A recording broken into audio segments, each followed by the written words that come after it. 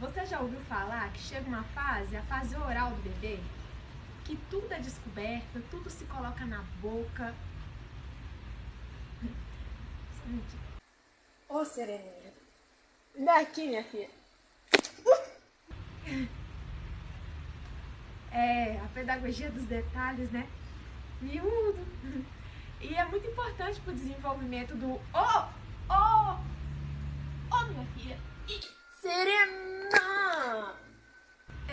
Deixar a liberdade, né, de experimentar o mundo e tudo ao seu redor. Minha filha! Serena! Serena! Me dá! Serena!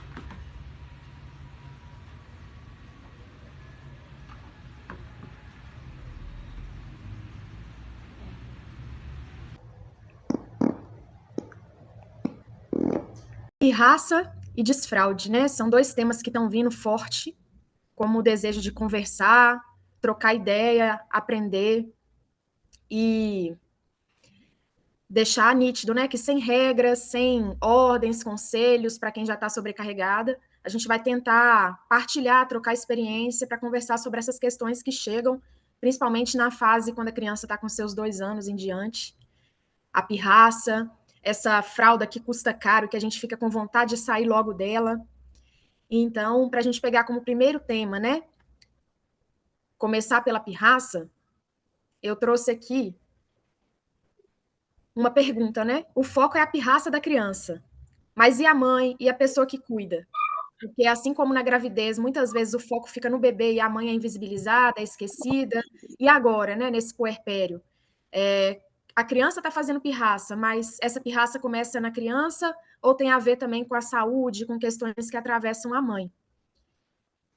E aí eu trouxe um vídeo para a gente poder trocar ideia sobre ele, que é dessa especialista, uma mulher negra também, que foi até indicada lá no grupo do Riso de Mãe.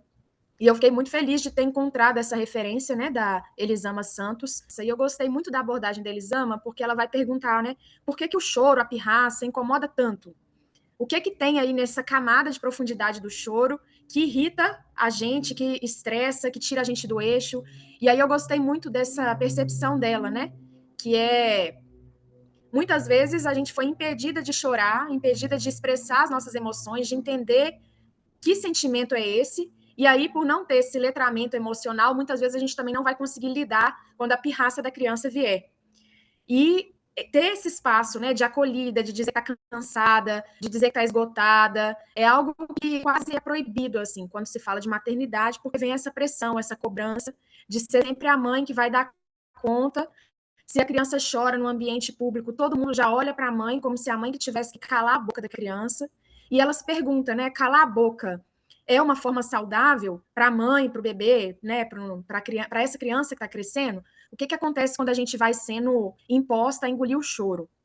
E aí já muda um pouco essa abordagem, né, da birra, da pirraça, e começa pelo próprio adulto que está ali com a criança. Então, eu considero que é muito importante essas perguntas que a Eliama puxa para a gente fazer, né? Como é que está a minha saúde agora? Então, é importante tomar nota, né? Como que eu tô? Como é que está meu emocional, minha saúde física, mental, espiritual? De que maneira que eu tô para conseguir lidar com esse rojão, né? Que é ter uma criança crescendo, que acabou de chegar no mundo, que está aprendendo sobre as coisas. O que está me sobrecarregando, né? Porque se eu estiver cansada e exausta, como é que eu vou conseguir ter paciência para lidar com a birra e com a pirraça? Existem estratégias para ficar melhor, para melhorar. Então, muitas vezes, é o que eu tenho aprendido aqui no meu contexto, tem coisas que eu preciso realmente escrever, ver o que está me incomodando, buscar uma solução criativa diante de vários atravessamentos que envolvem a questão financeira, de rede de apoio, e buscar uma forma de lidar melhor com esse problema para eu ter mais fôlego de tratar a minha filha, né? E aí, como é que eu fui criada para reconhecer as minhas emoções? Será que eu mesma sei o que é uma diferença de uma raiva, para uma frustração, para uma angústia, para um incômodo?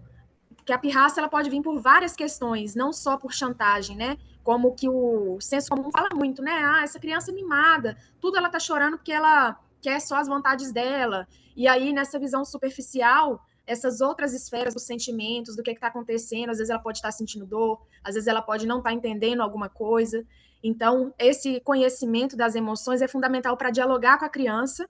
E aí, nesses vídeos, né, e o que Eliama fala também, dialogar numa linguagem que chegue, porque se vier com muitas palavras, com muita teoria, com muita coisa, a criança acaba não entendendo, né? Então, de que forma que eu me acolho para conseguir acolher essa criança, né? E investigar quais são os padrões que eu tenho e quais são os meus comportamentos quando algo me frustra, quando eu percebo ou denuncio uma fragilidade minha, quando eu recebo uma crítica, quando eu recebo um não, geralmente de que forma eu me comporto.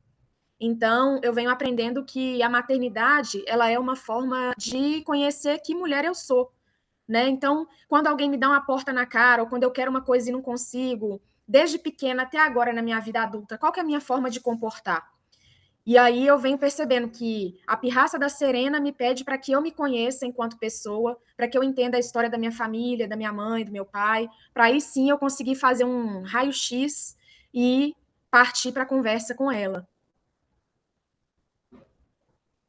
E o que eu achei interessante, que ela traz aí no vídeo, os mitos em relação à birra, né? Primeiro, de chamar a criança de manipuladora, que a criança ela tem uma índole ruim, ela vai falar assim, não, a criança, assim como um cachorro, por exemplo, ela está percebendo quem é que cede ao que ela quer. Então, ela vai para lá, para uma pessoa que é mais permissiva, ou então ela vai espernear até saber que ela vai te estressar para pegar aquilo, mas não entender isso como uma manipulação, é como alguém que está chegando no mundo agora e ainda não sabe lidar com os sentimentos, né? Quando a criança chora e faz birra, ela acessa camadas profundas na gente, que tem a ver com a nossa infância, com os nossos bloqueios de chorar, de poder se expressar, de entender os sentimentos. A mantra tem sido chora e criança chora e cachorro late, exatamente. Criança chora e cachorro late. E aí ela vai dizendo, né, olha, isso não é uma manipulação, é uma pessoa que está tendo uma bomba de sentimentos, que a gente vai precisar conversar com ela sobre esses sentimentos, para a gente não cair também nessa onda que tem criança bem educada e mal educada, como se a gente tivesse nascido com alguém carimbado, assim, né, com a cara da morte. A questão de punir, ela também diz, né, punir não é um melhor caminho, na opinião dela, né, porque aí a criança não vai entender porque que ela foi punida, vai ficar se reprimindo, e na hora que ela ficar adulta, ela não vai ter inteligência emocional para lidar com as situações, né. E aí ela também diz, ou você pune, e aí as pessoas falam assim, então ignora, deixa ela chorando lá, que uma hora ela cansa. E aí ela vai dizer, né, que ignorar também é uma forma de fazer a criança ir reprimindo esses sentimentos, e depois ela não sabe lidar com eles. Ela sempre vai reprimir, uma hora isso somatiza e vira uma doença, né? O quinto mito que ela põe é da gente não carregar a culpa, né? De ser uma mãe incompetente, porque a criança está dando um show ali, dentro de casa ou na rua. E o sexto é de saber pôr limites, porque se a gente começa a ceder porque cansou, a criança vai saber pegar a sua veia, né? Eu estava até conversando com o moço que veio aqui em casa, ele falou assim, você tem que criar a criança igual eu adestrei meu Rottweiler. Lembrei até que a Adriana colocou ali, né? De criança chora e cachorro late. Ele falou: com o meu Rottweiler eu falo firme, porque se ele achar que eu tô falando manso, ele sobe em cima de mim. Mas como é que eu crio essa autoridade sem ser autoritária ao mesmo tempo? E não tem receita, né? Porque é o que a gente vê, igual na gravidez, né? Cada família é uma família, cada coisa, cada situação é uma situação. Então a gente que vai ter que achar uma forma de lidar com a pirraça, né? Quando a pirraça vem. E aí, uma das perguntas importantes para se fazer é: quais são, assim, observando a minha criança, né? Que momento que ela mais faz pirraça? É igual colocou aí, por exemplo, na hora de comer, é o momento que ela mais faz? Ou quando ela não consegue fazer alguma coisa, ela se frustra, chora e quebra tudo? Quando ela quer uma coisa, eu digo não. Então, é tipo mapear, né? Quando é que essa pirraça tá vindo? Para eu entender o que está acontecendo, né? De que formas é possível acolher, apoiar e deixar extravasar esse sentimento? No vídeo, Eliama fala, quando a criança está pequenininha, faz ela rugir igual um leão, rasgar, bater no travesseiro. Depois, quando ela estiver maior, né, incentiva ela a escrever sobre essa raiva quando passar aquela crise. Tem um exemplo que ela dá que bateu muito forte, que ela disse que ela criou um hábito de acolher a filha dela com uma música e uma respiração, né, no momento da pirraça, quando machuca. E aí ela foi viajar, deixou a criança com o marido dela e com a avó, e no meio disso tudo, a filha dela machucou muito feio, assim. E o pai e a avó começaram a ficar doidos, querendo logo procurar o hospital, sem saber o que fazer, e a própria filha dela, que aprendeu, né, a fechar os olhos, a cantar uma música, a respirar, naquele momento de maior ápice, fechou o olho, cantou e respirou. Então, ela encontrou um meio que tinha a ver com a realidade dela para acolher, e a filha dela internalizou isso, que é o que ela diz, né? Muitas vezes as pessoas viram para mim e falam: "Ah, mas se eu ficar acolhendo minha criança, ela vai cair e chorar toda hora para pedir carinho". E aí ela faz a gente se perguntar: "Uai, mas será que a gente só está dando carinho quando acontecem situações assim? Ou existem outros meios de dar carinho para a criança não ter que ficar toda hora procurando um motivo para estressar e ser acolhida?". Aí ela vai dizer, né, acolher não é um crime, não vai tornar a criança mimada, vai mostrar para ela que ela pode se abraçar, que ela pode chorar, que ela pode extravasar a raiva dela. E muitas vezes o que acontece quando o pessoal fala: "Ah, a vida é dura, você tem que ser dura, passa por cima disso, seja forte", é que a gente desde criança não vai se acolhendo e quando fica adulta quer passar por cima das coisas e às vezes desconta numa compulsão de comida, fecha os olhos, né, para si mesma e aí vai virando uma meleca. Então, de que forma acolher essa pirraça quando ela vem? E como que a gente consegue nomear os sentimentos, né? Criar esses contornos, conversar, para que a criança tenha na gente uma forma de apoio, né? De construir essa amizade nessa fase, ainda na infância, porque a gente sabe que a gente ainda vai passar por outras fases juntas aqui, né? Pré-adolescência, adolescência. E aí investigar também, né? O que pode estar causando estresse? Para toda hora essa criança estar fazendo pirraça, tá, né, invocada com as coisas. Às vezes pode ser uma questão física. Esses dias a minha filha a gente estava junto com uma massagista, e aí ela apertou uma partezinha aqui no pescoço da Serena, a Serena ficou estressada e depois ela foi se acalmando, assim, né? E aí, às vezes, era uma questão física que estava incomodando ela e tudo estressava. Ou então, né, como é que tá a minha casa? Minha casa tá com desafio? Como é que tá essa rotina? Na creche, né, a Serena começou a bater em todo mundo, naquela fase, assim, bem trash mesmo. E aí eles sentaram comigo e falaram: olha, tenta criar uma rotina pelo menos mínima para que ela também acostume ali a ter um entendimento, né? Olha, agora pelo menos eu sei que eu vou dormir, agora eu sei que eu vou tomar banho, porque a rotina também ajuda, né, nessas questões. Mas para além da rotina da casa, para além da vida pessoal da criança, para a vida da mãe também tem a escola, o ambiente externo que ela convive, tudo isso pode estar afetando e estar gerando a pirraça. Aqui também a torre está sendo um presente, viu? Que é isso, ela lava junto, apesar que ela faz aquela balambança ali, né? E aí come na mesma altura que nós, e aí quando ela estressa de comer com que ela não consegue ainda, né, pegar e ter a coordenação, a gente come com a mão para ela também comer com a mão. E uma das coisas que a gente entendeu ser legal é não ficar falando que ela é inteligente toda hora, né? É sempre assim, você tá aprendendo, você tá aprendendo, você tá aprendendo. Até tô falando com minha mãe, ó, mãe, não fica falando isso. Ah, essa menina é esperta, porque aí ela já introduz que se ela errar alguma coisa, ela não é esperta mais. Então a gente está tentando falar com ela, você está aprendendo, você está com raiva. E aí a gente encontrou aqui no bairro uma capoeira, né, que é aberta para ela poder ir, e ela está extravasando essa energia também por meio, né, da capoeira do jeito dela e convivendo com outras crianças e a gente também tentando deixar que as crianças resolvam os conflitos sem ficar toda hora intervindo, né, querendo consertar uma briga, mas é um desafio também, né? Ficar ali meio que à distância e entender quando é que ela vai conseguir lidar com as coisas que ela quer e que as outras crianças, muitas vezes um pouquinho maiores, não dão nem bola, né? Deixa ela passando assim e ela fica querendo enturmar, fazer amizade e o povo já não quer porque não vai seguir aquele ritmo frenético, assim, das crianças são um pouco maiores. Então, eu tô tentando falar com ela, ó, esse aqui é o momento que eu tô trabalhando, você fica aqui que eu fico lá, depois eu conto a história, porque senão também eu não tenho meu espaço. E aí, criar o meu espaço para eu conseguir ter uma saúde mínima é fundamental para eu conseguir pegar um tônus e lidar com ela, né? Então, de manhã, eu tô tirando 3 minutos, aprendi um exercício para minha coluna, porque minha coluna tá assim, pedindo socorro. Então, ela já sabe que eu vou acordar, vou fazer os exercícios, aí ela tenta vir em cima de mim, tenta tirar, mas eu mantenho o foco, falo, não, vou fazer pelo menos 5 minutos aqui de alongamento, e aí depois a gente resolve nossa história. Mas é uma novela, né? Principalmente quando vem aquela coisa de rolar no chão, deitar, pular, pendurar, me bater, puxar o cabelo. E aí eu vi essas moças aí dos vídeos falando, né? Fala poucas palavras. Então, bater não, bater machuca, bater dói, a mão é para carinho, a mão é para carinho. E aí eu tô tentando seguir, mas sabendo também que eu tenho várias coisas que eu preciso cuidar em mim, né? A intuição vai puxando em tudo quanto é lugar. no início do ano, eu estava lendo um livro de um tradicionalista africano lá do Mali, né? Que tem a ver com a contação de histórias, que é o Rampatebá. E aí chama o menino Fula. Eu vi que lá no território dele, as mães tinham o hábito de beijar a lágrima da criança para acolher e confortar. Aí eu falei, nossa, eu sou daquelas, tudo que eu tô vendo, então eu já tô bebendo a lágrima da Serena quando ela chora, eu falo, nossa, aqui tá salgado, já vou, né?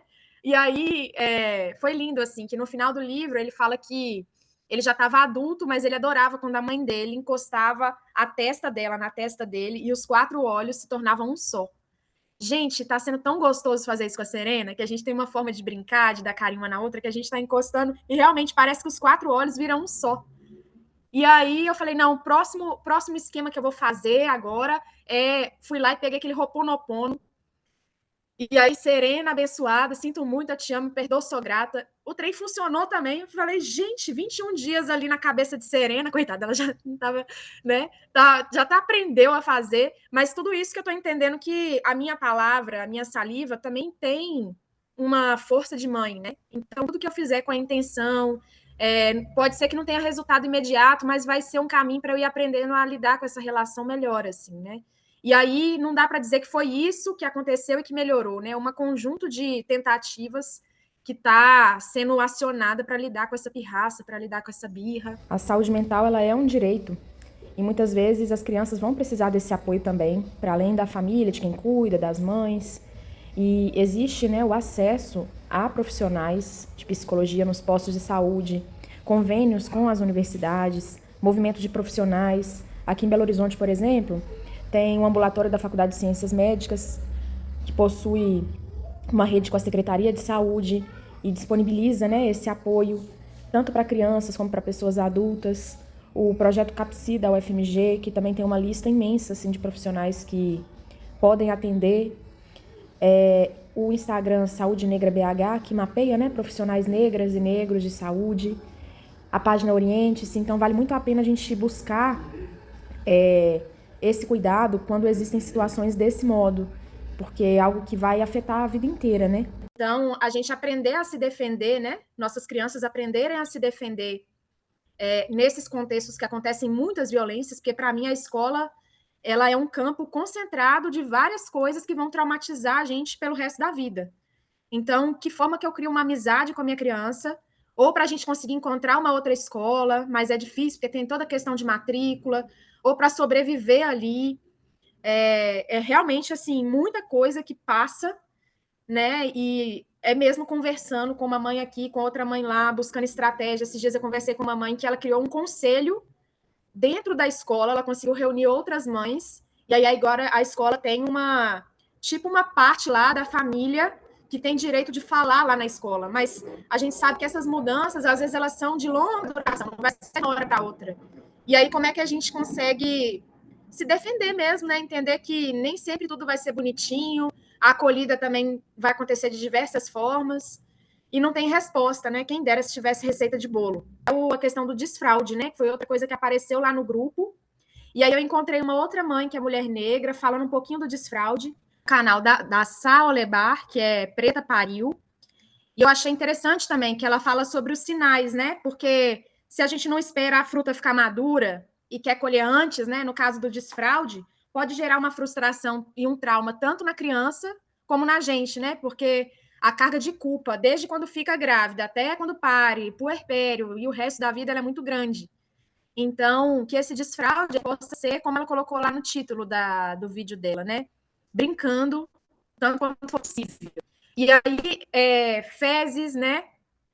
São assuntos também que tem várias questões que levam mesmo, assim, a pessoa ficar travada, né? Tem gente que viaja, não consegue fazer cocô, ou vai na casa de alguém e não consegue, ou ainda faz xixi na cama, muito em virtude daquele comando, né, que pode ter sido violento lá na infância. Então, como que esse desfraude ele pode ir para um outro caminho que não repita essas agressões todas, né? E que também não gere comparações, porque sempre tem aquela coisa assim, nossa, minha filha desfraldou rapidão. Ah, minha filha nunca fez isso. Como é que a gente não cai de novo nessa armadilha que acontece na pirraça, acontece na gravidez, acontece em tudo quanto é lugar? Começar a criar hierarquias entre as mães e as crianças, competente, incompetente, o horário certo e o horário que não é certo. Então, acho que não é por aí uma conversa consciente sobre o que é desfraldar, né?